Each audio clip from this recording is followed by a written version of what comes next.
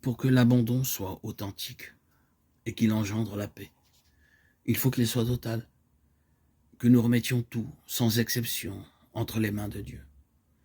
Ne cherchons plus à gérer, à sauver par nous-mêmes, ni dans le domaine matériel, ni affectif, ni spirituel. On ne peut pas découper l'existence humaine en secteurs, certains dans lesquels il serait légitime de s'abandonner à Dieu avec confiance, et d'autres au contraire, où il faut se débrouiller par soi-même exclusivement.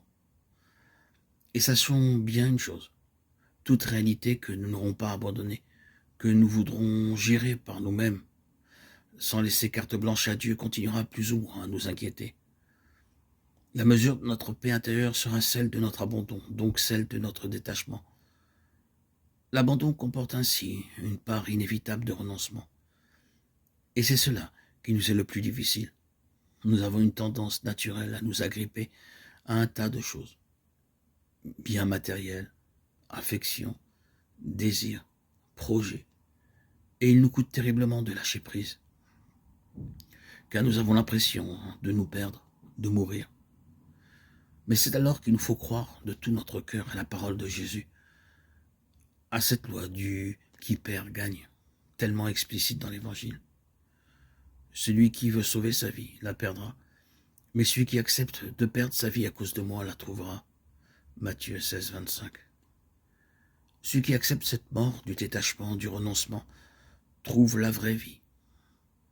L'homme qui s'accroche à quelque chose, qui veut sauvegarder un domaine quelconque de sa vie pour le gérer à sa convenance, sans l'abandonner radicalement entre les mains de Dieu, fait un bien mauvais calcul. Il se charge de préoccupations inutiles. Il s'expose à l'inquiétude de perdre. Au contraire, celui qui accepte de tout remettre entre les mains de Dieu, de lui laisser la permission de prendre et de donner selon son bon plaisir, cet homme trouve une paix et une liberté intérieure inexprimables.